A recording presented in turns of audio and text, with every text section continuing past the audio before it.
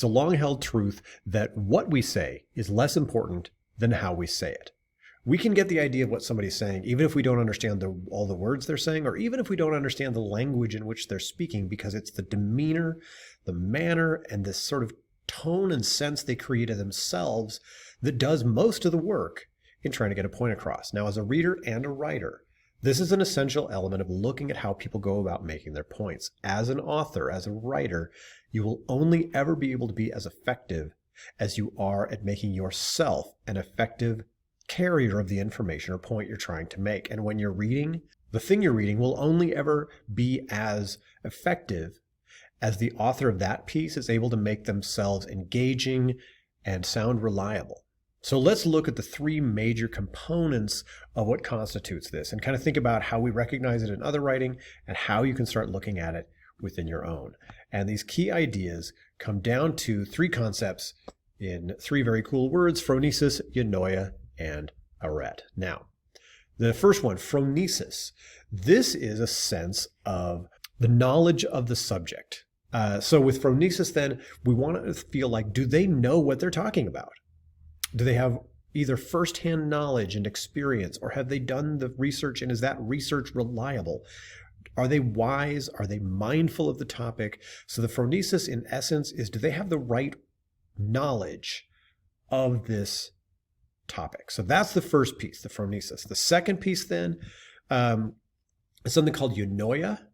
And this is, do they have the right, in this essence, goodwill is the term I use there. You could think of it as likability, but it isn't that you want to be friends with them necessarily. They have a certain charisma. So we see all this often in politics, for example. A lot of times political races can come down to which candidate do you just like better. In the 2004 election, a phrase that kept getting thrown around was, which candidate would you like to have a beer with? Which has nothing to do with one's effectiveness as a president.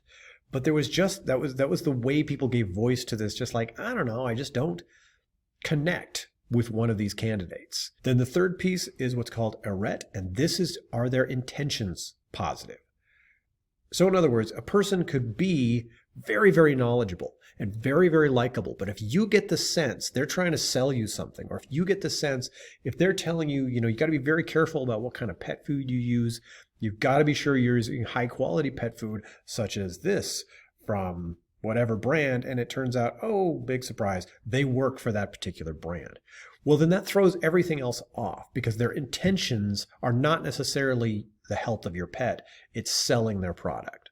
So that's where this third piece comes in. So those three pieces of Phronesis, Eunoia, and Arete are three elements that all must exist within the text, and they must sustain. It's not something that can be there and then is gone.